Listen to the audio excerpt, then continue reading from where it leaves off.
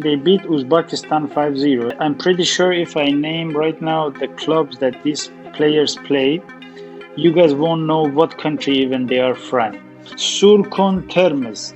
What club is this? Diba Al Fajira. What country is this club? I still back my prediction from the beginning of all this tournament. If they're gonna start Ronaldo, they'll have a hard time beating Colombia or any other top team. Safin, do you want to reply to that? Yeah, I do actually. Thank you very much. I got a question actually, and I'd like a very straight up answer. Cristiano Ronaldo becomes the only player in history to score in 6 different World Cups as Messi becomes all-time top scorer in the World Cup. I'm joined by Namo Piran and Safin Vise again, and today we're going to do a roundup of Matchday 2 and a look ahead of the remaining fixtures and some potential round of 32 games. What's up, guys? Let's start with Messi and Ronaldo, and instead of trying to belittle them, let's try to give them their flowers. Like, look at that, 39 years old, 41 years old, and they are still doing it. Incredible longevity. Let's start with you, Safin. What do you have to say about your legend? It was coming. We all knew it was coming. It wasn't a matter of if, it was more when. And I genuinely still stand by my point that top score is also coming. And I noticed the way Portugal played the second game. It reminded me a lot, not a lot, but it was similar to Argentina, how they play for Messi at times. And in stints of that Portugal game, I saw it. They were playing for Ronaldo. And what do you have to say about Messi, though? Like, I know you're a Ronaldo fan, but like deep down, you must also adore the genius of the guy, and 5 goals in 2 World Cup games at this age already.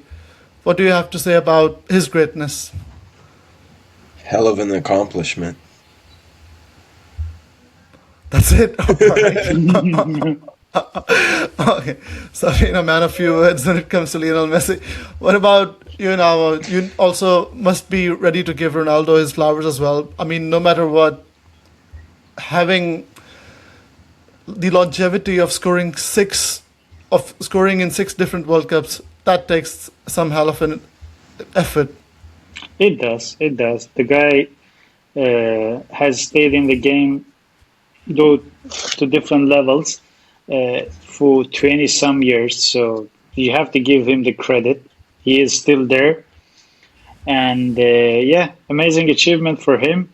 That record will never be broken. I don't think so. Anyone is going to score in 6 different World Cups. And yeah, he's a character. Let's say that. Yeah, I mean, you never know, like Lamine Yamal, Kylian Mbappe, it's difficult to maintain that kind of discipline as well to go that long. But I think we are very, very privileged to see 2 legends of the game playing and still contributing for the nations. Let's start with Portugal's win over Uzbekistan. Is it the same as Germany, Curacao? And we said that, oh, just Uzbekistan, whatever, move ahead. Let's see what they can do against Colombia when they face a proper opposition. It brings me back to the point I made a couple of videos ago. We saw Spain and Cabo Verde tying 0-0. We've seen these big teams go and play these lower ranked teams and struggle to get the job done. And I think that shouldn't take anything away from Germany's result. It shouldn't take anything away from Portugal's result, because we've seen big teams struggle against these teams that play a low block for 90 minutes straight. And I think it's props to those teams that get the job done. I don't think anything should be taken from it. Your comments, Tom? I would like to quote a famous quote. I think we all have heard that donkeys don't fly. The problem with Uzbekistan was like that they actually thought they can fly. If they would have played a low block, and if they would have played based on the capacities, based on the talent they have on the pitch, they would not have received 5 goals. But they went out there, they tried to kind of outplay Portugal. They left a lot of space. They scored a I lot of, think like the amount of opportunities they provided to Portugal. I'm shocked actually they didn't get it to double digits. I think sometimes it also depends on how early like the team scores because for example if they had taken Portugal at a nil-nil for 25 minutes the first hydration break maybe they can regroup and say okay the plan is working but if you concede that early like they did then that's very hard to like sit back because at some point you have to go for it and it was also like a free hit for them like nobody expects them to get anything so it's probably like expecting too much of an Uzbekistan side which has players from Iranian league playing in that. What about Argentina? 2-0. The problem I see with that is Lautaro Martinez starting over Julian Alvarez. It's not like he is a very young player who needs to get his spot in the team. He was the best young player of the last World Cup. He started most games. He was scoring. He's been scoring for Atletico Madrid. Why does the coach why does Coloni want Lautaro Martinez to start every single time? Actually, to get back to this point, I would say that hats off to Scaloni because he knows how to manage a team. Laturana, in the first game, he was awful. He didn't do much good, but you should remember one thing: it's a tournament. You're gonna play 8 games, and he is one of your main strikers. You're not gonna just put the guy on the bench because he has had a bad first match. So he's stick with him. He's like, you know what? You had a bad game, Why didn't they but start with Alvarez? Alvarez was coming back from an injury, and Scaloni is like, we can manage, we can beat Austria without playing Alvarez or taking any risk on him. And on the other hand, let's give the guy another chance, another half, to tell him that listen, you didn't perform well in the first match, but we still trust in you, we still believe in you, and we know that you're a big part of this team, and we're gonna need you later on in the later stages. And point is like, if you remember, he scored in the final of Copa America. If this guy, his self confidence was not, maintained kind of, and if the coach did not know how to actually handle this kind of top players, he wouldn't perform that at that level and he wouldn't score that goal. But Scaloni, he knows that he needs all his players, every single player, and especially players like Laturano, because you cannot count on Alvarez to deliver on every single match. He can get injured. He's just coming back from an injury. Why would you take a risk on him instead of giving the guy that performed really not so a top level another game that, hey, go on there, show us that who you are capable of, what you are capable of. And he got a penalty. Remember that, it was a foul on him. No, but even if both of them are fit in a knockout match, Scaloni will go with Alvarez, right? Definitely. Don't think so, Safin? I don't think so. I think he'd. I think it's a similar situation as to the one that Spain has with goalkeeping, and I just personally believe that he prefers Martinez over Alvarez. But he In literally that, played Alvarez last World Cup most of the yeah, times. last World Cup he did, but I think this World Cup, this is the lineup that he's gonna ride with. All right. I mean, unless you also need to look at it from a striker's perspective. You've been goalless in 2 games, but then at the same time, it's you've scored 5 goals as a team, and Messi scored all of them. So are Yeah, all the that's players the thing. around Messi scored Messi every not? single of them. Yeah. Yeah, we'll Is see that a versus problem Jordan. now? I mean, like, it is a problem because Messi. It wasn't a problem last World Cup. Messi did score all those goals, but Alvarez also showed up, and Di Maria was also there to score the goals that Messi was not going to score. And but anyhow, Messi was involved in like 75 percentage of the goals like that Yeah, some of Argentina them are scored. penalties as well. Yeah. Doesn't matter. The point Yeah. being that he was there either assisting or scoring. Yeah. So when it comes to Argentina, they're usually reliant on one single player, but it is a big problem when Messi is not there to deliver, or when they man mark Messi with like 3 players. What you gonna do? It's a perfect opportunity against Jordan now. They're top the group. They can't get second. So just rest Messi. Try some other players. Let's see what happens, right? Or do you think he will just play him anyways? I would like to ask Safin that question. I think honestly, I don't think resting Messi is necessary now. I think he himself is going to want to play. No, it's just Maybe because not in terms of like resting him for his sake, but resting him for team's sake. So just to see what other players are made of. What if when he's not there, can they step up? I don't. I could see versus Jordan maybe giving Yeah, him one half only, like bringing him in for in the 45th or yeah. letting him play until the 45th. But That's again, it's the World Cup. There's only 8 games, as Namo said. 99% of teams are going to play their best 11 for every game. now. Do you think he's at a level where he still wants to get that golden boot and he scored 5 goals that he wants to play just because of that, or has he achieved so much in football that he doesn't care about that? He's just like, okay, give me a rest if you want. I think personally, when it comes to Argentina, at this stage, Messi is just playing for fun. But he is committed 100%. Let's not take that. The guy is not there just to chill around. He gives his 100%. He is all in for the team, and he actually receives the love of he. They almost pray to him, kind of. The level of Yeah, he's a god. Yeah. yeah, he is a god. The level of love they have for him.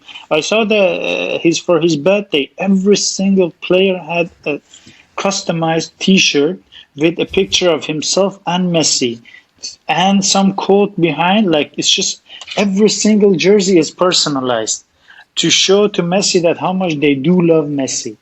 Like he would want to play, but I'm pretty sure if the coach tells him that we're gonna rest you, he will be okay with that. Perfect. Let's move to their neighbors, 5-time winners, Brazil. And they got a lot of stick from us in the last few videos. But finally, after putting Matheus Cunha instead of Igor Thiago, which we sort of predicted as well, that or like hinted that they should do. Since then, Cunha has scored 3 goals, Vinicius has scored 3 goals. We saw 15 minutes of Neymar Jr. coming back as well. Brazil look a bit of a different side since then. I'm still not fully convinced of them. I did watch their game versus Scotland. They had spells where they were extremely dominant. Vinicius is having, again, a very good World Cup. But as a whole team, I don't know. I'd love for them to go far, as Vinny is one of my favorite players, but Yeah. I just don't see it. All right. What about you now? Do you think like they've had like the changes they've made have made them better? We coming back first. Let's just not take the credit from me. I told you guys that Thiago should not be starting. He's not a Brazilian level player. Yes. If you go back to the best video, I was the one actually who said that he looked out of his depth. Yes, so he was. So Cunha, amazing. He's fitting well there. The only problem I have, their backs. The defenders, their backs are very weak and very kind of old. They're old. They cannot cope with players like, let's say, Mbappe or Dembele. I'm pretty sure they'll be outrun by them. They'll be out of their depth. And the midfield is take Bruno out, and the other two are very old. And also not very old. Paqueta is not that old, but he is also playing in Brazil, so his Yeah. level is not that high. So I pretty much doubt that they can play against top team with a very good solid midfield.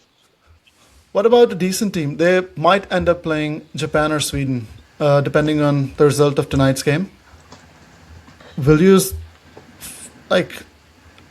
Can you see one of those teams, especially Japan, causing Brazil lots of problems, or even like knocking them out?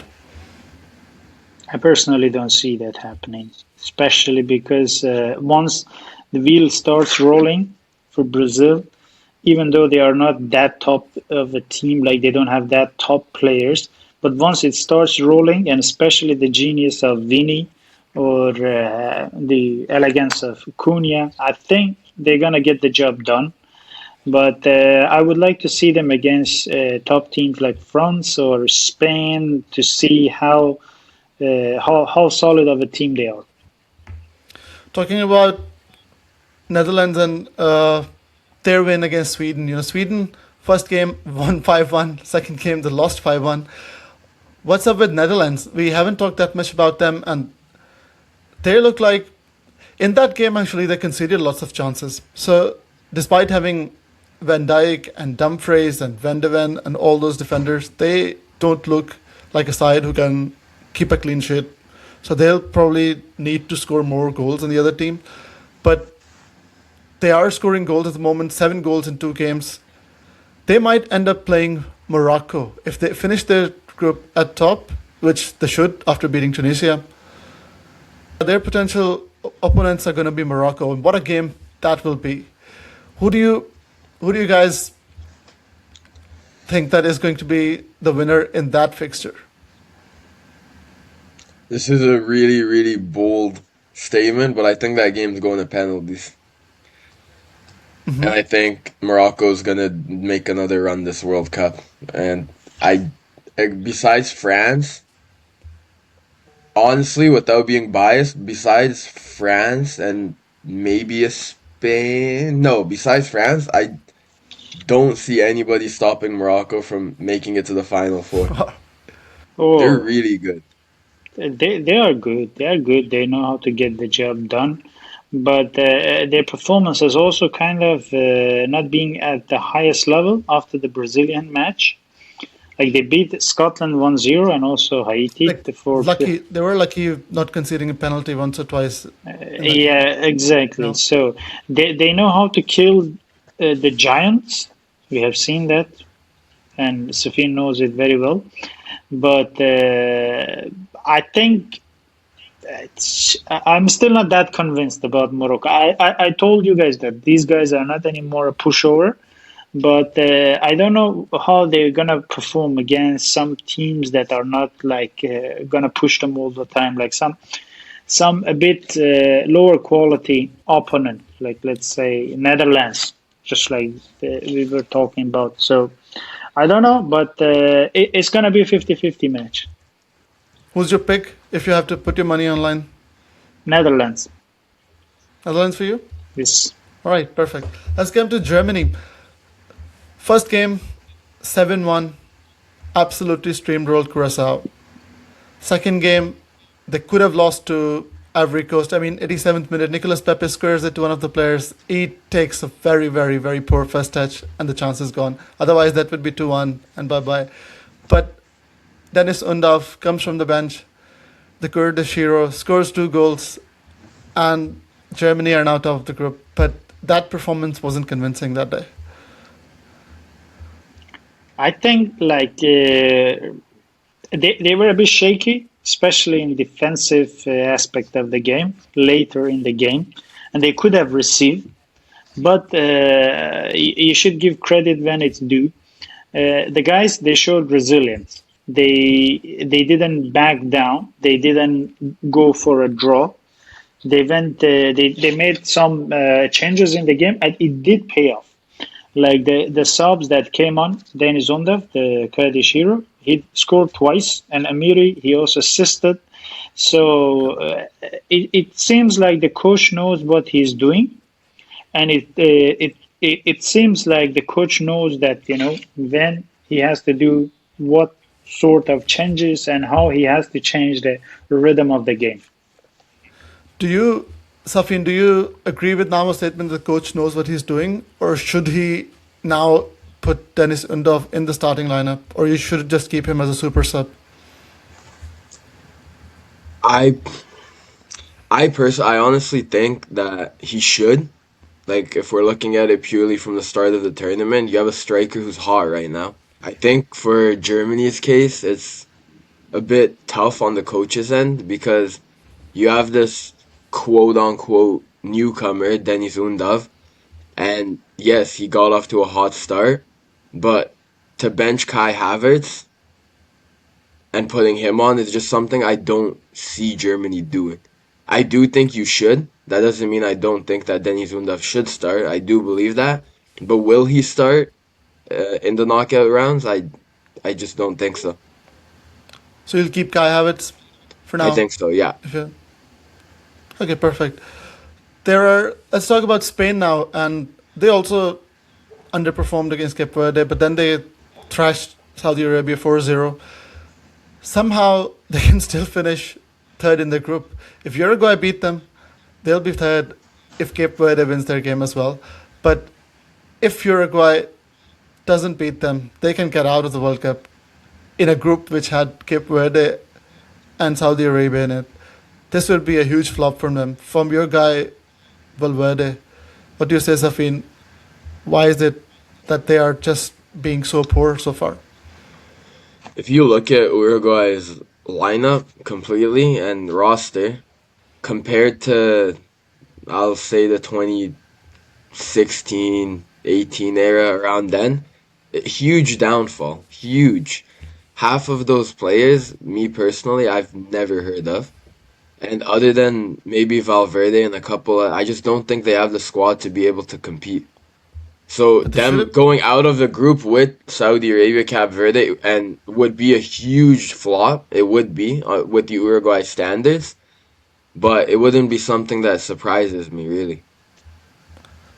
But they should. Now, shouldn't they still be better than Cape Verde? Should they be, shouldn't they be better than Saudi Arabia? You said before the World Cup that South American teams in these conditions are going to perform. Look at Uruguay, look at Ecuador with 1 point. What's happening to these teams? I mean, like I said, they're gonna perform well, but I didn't say every single one of them is gonna perform well. You know, Colombia is doing quite a decent job. Argentina is outperforming the opponent. Brazil topped their group. So there are some South American teams that are actually doing well. But Uruguay, the problem with Uruguay is much deeper than the squad. The coach Bielsa has a very bad relationship with the entire squad, and the people are not happy with him. Though he's an amazing coach, one of the kind, but he doesn't have the relationship that is needed for kind of this kind of tournaments. Like and they're out of their depth to like they don't have the same players, the same level of squad, the one that beat Portugal like 8 years ago. Uh, but again, yeah, I wouldn't bet my money on Uruguay and Ecuador. Actually, they got unlucky, to be honest. You know, against Ivory Coast, they could have easily get a draw or beat the Ivory Coast. They hit the post a couple of times, maybe 3 or 4 times. So it wasn't like they were outplayed by Ivory Coast, but I'm disappointed in Ecuador and Uruguay. They should have performed better. But Uruguay, just to Safin's point, they don't have the squad. The relationship with the coach is not that well, and it wouldn't be a huge surprise if they go out. So, do you guys think that they can get a result against Spain, at least a draw? No. No. What do you think? Like on a one-off day, yeah. Like if Cape Verde can get a result against Spain, why not? I think I can see them. I can see them actually for 90 minutes just rallying around and say this is the last chance. Let's do it. I can see Spain finishing second and then ending up playing against Argentina. Like whoever finishes second in their group is going to play against Argentina, and what a game that would be for round of 32 if Argentina and Spain going to go against each other. But I hope not. I hope Spain finish their group, top their group, and we get to play someone like even Uruguay or Cape Verde, Saudi Arabia. Just bring them on. What about Spain going forward? Did the guys impress you 4-0, or was it too easy of an opposition in Saudi Arabia? I wouldn't say it's too easy of an opposition. I think no one knows a lot what Saudi Arabia is capable of. Previous World Cup. So yes, putting four past them is still one hell of an accomplishment for any side because we've seen these big teams struggle against the Saudi Arabia side. No? Do you guys think Ecuador could get anything? They still have some really quality players in there, and Germany has nothing to play. They have topped their group. Do you think they have a chance to just beat Germany Germany side who has nothing to play for? It's not in German, mentality to just chill out. Even the last match, that doesn't matter much. I think even maybe the coach is gonna go with Undaf and make some other changes, and those players they would have a point to prove. So I wouldn't bet against Germany. I would like to see actually their lineup, how they're gonna line up against Ecuador. But yeah, let's see. We can look at their lineup in a couple of minutes. Actually, just Yeah, the game is going to start in an hour. So just before the video finishes, we can do that. France and Norway, they've banging in goals. Holland and Mbappe, 4 goals each. They're going to play against each other. What kind of a match? Holland already said that I don't care about that match. We are through. They might beat us. They might win the World Cup. Do you No. think that is mind games or that's just brutal honesty? I think it's one part of it is mind games, and I think another side of it is Holland is, whether we like it or not, the best strike, if one of the best strikers in the world, if not the best, and he's very much self-aware of that as well. And I think that he put that out there in a way to lower a little bit of, not as Norway had any expectations, but take a little bit of weight off everyone's in that locker room's shoulders. Where like, hey, people don't expect anything. We're gonna go out there and just play our game. Versus, oh, Erling Haaland's playing, he has to win.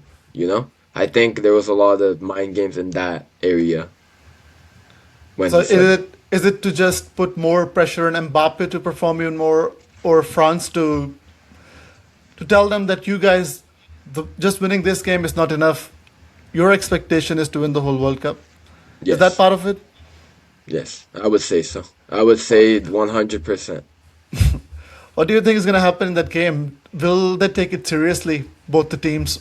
Will they want to finish number one?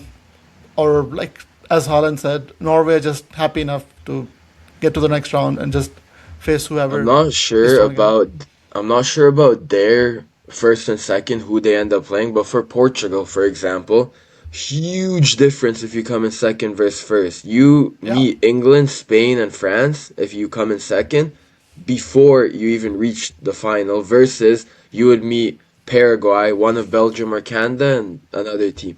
So yeah. I don't know exactly what their pot will look like, but I do think both teams are going to try clinching first place. I don't think that just because Holland said that they're going to go out there and be okay with the second place finish when first place is one game away. They're one win away So it won't be from a top. boring nil-nil. I'd say 2-1 for any one of those teams. I wouldn't say it's a nil-nil Do you game. think that Norway can actually beat France? Yeah, they're Do you good. think Their so? qualifying Yeah, campaign, yeah, sure, you played whatever, but Norway's not a bad team. And they have no, this no, no. one But thing that I love France about are, them yeah. is like Rue, when you look at that, Rue. yeah, when you look at the Norway like spirit and their locker room and they're all united. And I feel like as a team, that's like Portugal doesn't have that. Portugal doesn't have that unification in their squad, but Norway does. And that's something that, it is an extra push when you're on the Yeah, field. it is. Now, do you back Norway to get a result against France, or that is too much to ask? I think that's too much to ask. I think they'll put up a fight. They will try to get a decent match, but I don't think so. They're gonna like go all out just in the sake of getting or outplaying France because they would know that this match matters, but it's not all that matters. They would probably save some energy for the next round. Perfect. Safin, you already mentioned Portugal, how important is for it for them to get the first place.